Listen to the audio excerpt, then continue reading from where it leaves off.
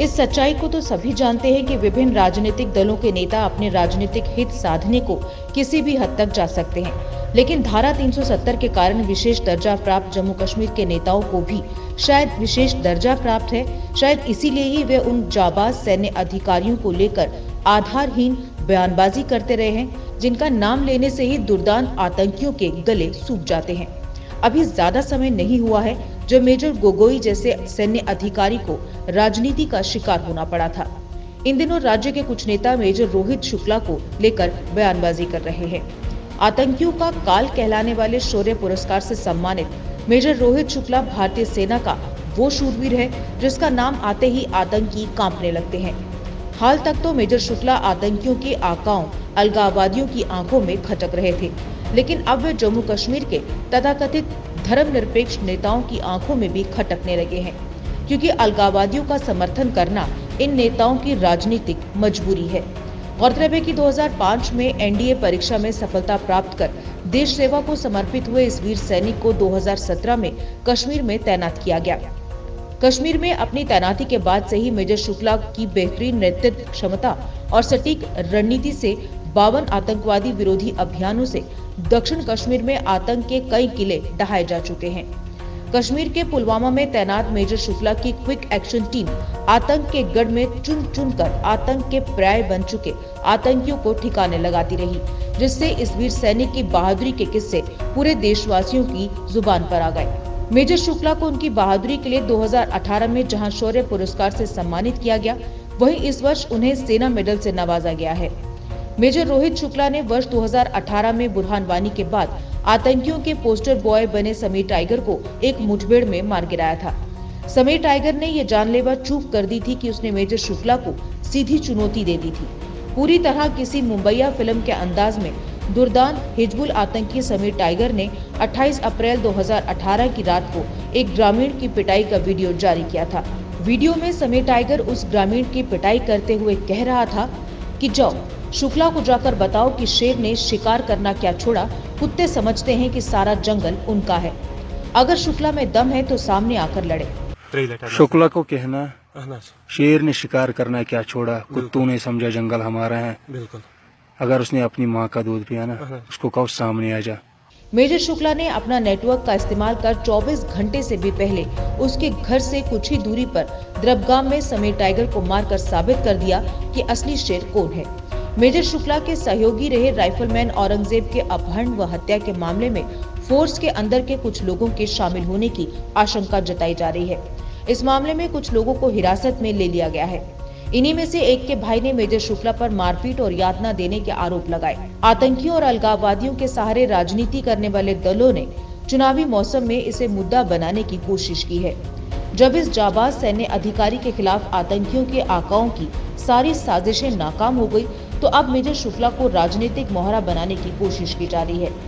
वे राजनीतिक बयानबाजी के घेरे में फंसाकर मेजर शुक्ला को कश्मीर से बाहर भेजने की कोशिशों में जुटे हैं। आतंकियों के घर पहुंच उनके परिवारों की सहानुभूति पाने में जुटी पूर्व मुख्यमंत्री महबूबा मुफ्ती ने तो मेजर शुक्ला पर आरोप लगाया कि मेजर शुक्ला कश्मीर के मासूम लड़कों के साथ जाति करता है। उसके खिलाफ कार्रवाई के लिए राज्यपाल और कोर कमांडर से भी बात की। इसका भाई आर्मी में है और जुलाई से लापता है और मेजर शुक्ला ने इसको आर्मी कैंप में बुला के ले गए, जैसे कि बता रहा था। वहाँ आपने देखा इसकी इतनी पिटाई हुई है और इसको ये कहा गया है कि आप गले में बंदूक डाल दो और हम आपकी फ़ोटो लेना चाहते हैं। अगर आप बंदूक नहीं डालेंगे तो मैं अपनी बंदूक डाल के आपका एनकाउंटर कर दूंगा। तो मेरा ये मानना है कि मेजर शुक्ला के बारे में ये बताया जाता है कि वो बहुत ही बहादुर सिपाही है। तो ये कैसा सिपाही है जो इतना ऐसा है कि अपने ही बच्चों को हमारे यहाँ जम्मू कश्मीर के रहने वाले लड़कों के साथ इतनी ज़्यादा ज़्यादती और जुल्म करके उसको तो बहादुरी नहीं कहते हैं। इस तरह बुला के लेना कैंप पे और उसकी तरह इतनी मारपीट करना कि ये बच्चा जख्मी होकर अस्पताल पहुँच गए। इसका भाई भी लापता है, पिछले कई महीने से उसका भी कोई अता पता नहीं है।